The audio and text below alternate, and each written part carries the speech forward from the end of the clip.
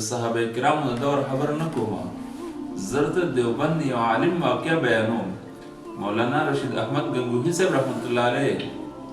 هغه ته یو کس راغی، یو حاجي صاحب ورته راغی او کپړې راوړلې، وی حضرت دا تا ته ما د مدینې منورې نه راوړې دي. مولانا رشید احمد گنگوهی صاحب رحمت الله علیه کپړه راواغستله او په خپله خوله باندې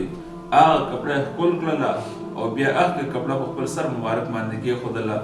شاګردان ورته وي حضرت دا د مدینې منورې کپړه خو نه ده، وی دا خو د فلانکي فلانکي ملک کې جوړه شوې ده او هلته کې تاجرانو چې دی نو د مدینې منورې اغوستلې ده، او بیا په مدینه منوره کې چې کوم حاجیان وي هغوی یې ځان نه اخلي. نو دا د حاجي صاحب چې تا ته کومه کپړه راوړې دا د مدینې منورې جوړه کپړه خو نه ده. مولانا رشید احمد گنگوهی صاحب رحمت الله علیه ته فرمایي چې ما ته ښه پته ده چې دا د مدینې منورې جوړه کپړه نه ده، لیکن دا کپړه چې کومو تاجرانو مدینې منورې ته وړې ده او د مدینې منورې نه دا حاجي صاحب ما ته راوړله او ما له یې راکړله، نو ما ته پته ده چې دا د مدینې منورې جوړه کپړه نه ده، لیکن په دې باندې د محبوب علیه الصلاة والسلام د هغې د کلي د نبي کریم صلی الله علیه وسلم د کلي مدینې منورې د هغې هوا پرې لګېدلې ده. وی ځکه مې دغه کپړه چې ده دا مې خوښه ده، دا مې ښکل کړله او په سر باندې مې کېښودله چې دا د جانان د کلي د مدینې منورې د هغې هوا پرې لګېدلې ده. وی د هغې په وجه باندې تعظیم کومه، د هغې په وجه باندې احترام کومه. امام مالک رحمت الله علیه د مدینې منورې دومره تعظیم کو دومره زیات و چې امام مالک رحمت الله علیه به په سوارلۍ باندې هم نه ګرځېدو. هلته چې یې تپوس وکړو حضرت تاسو په سوارلۍ باندې ولې نه ګرځئ؟ پکار دی تاسو خپل په سوارلۍ باندې چکر ووهئ، مدینې منورې ته لاړ شئ، طواف وکئ او تاسو چې ځئ نو سوارلۍ باندې سئ. امام مالک صاحب رحمت الله علیه ته فرمایي وایي ما له حیا راځي چې زه د نبي کریم صلی الله علیه وسلم کلي مبارک ته داخلېږم، مدینې منورې ته لاړ شم او د دواړو جهانو سردار مبارک صلی الله علیه وسلم قدمونه په کومه لاره باندې لګېدلي، قدمونه مبارک په کوم ځای کې لګېدلي او په هغه ځای باندې زما سوارلي هغه قدمونه ایږدي، نو ما له حیا راشي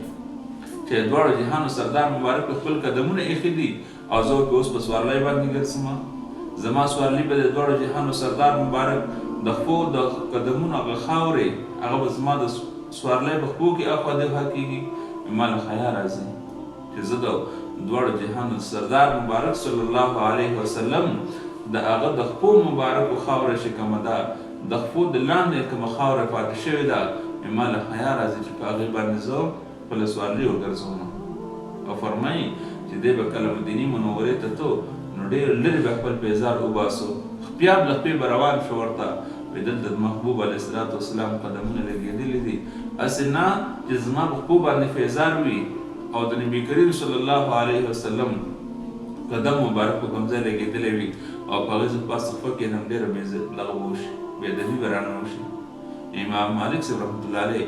سره د دومره لوی علمي شخصیت ته وګوره، د نبي کریم صلی الله علیه وسلم دومره ادب کوي چې په سوارلۍ باندې نسبت د نبي کریم صلی الله علیه وسلم وطن دی کلی دی، هسې نه چې دا خاوره زما د سوارلۍ سره د نبي کریم صلی الله علیه وسلم د خاوره مبارکه چې دا هغه ګډه وړه شي، دومره به تعظیم کول. او دغه د سعید بن مسیب رحمت الله علیه هغه به د نبي کریم صلی الله علیه وسلم دومره احترام کو دومره چې د نبي کریم صلی الله علیه وسلم حدیث مبارک هغې ته به ډډه هم نه لګوله، چې کله به حدیث پړاول نیغ به کېناستو، نیغ ډډه به یې نه لګوله. یو فیره یو کس راغله تپوس یې کړی حضرت ما ته یو حدیث وښیه، یو حدیث باره کې ترې پوښتنه کوله، دی به بستر مرګ باندې پروت دی، عمر ډېر زیات کمزوره شوی دی، اخري وخت دی، حضرت ما ته یو حدیث ووایه.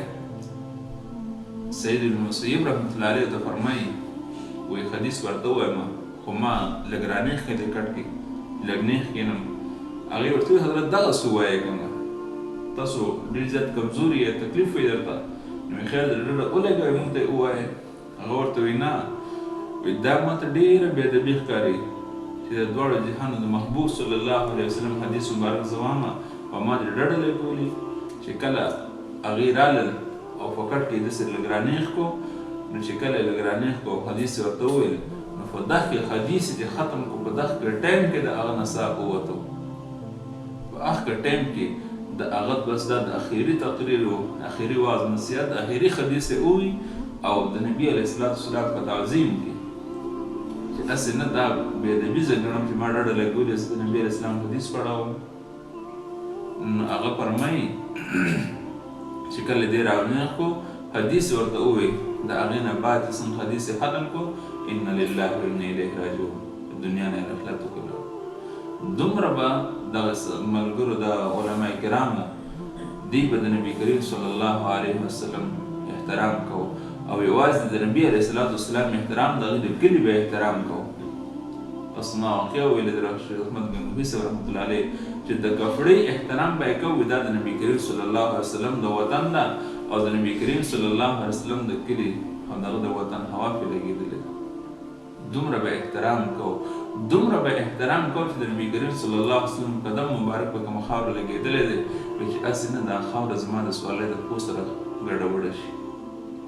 دور احترام الله تعالی د موږ او تاسو کې هم د نبي کریم صلی الله علیه وسلم د هغه سره مینه او محبت پیدا کړي ولې چا کې هم د نبي علیه السلام محبت پیدا شوی دی هغه الله تعالی په دنیا باندې هم ځلولی دي او په آخرت باندې هم ځلولی دي الله تعالی د دواړو جهان انشاءالله کامیابي ورته نصیب کړي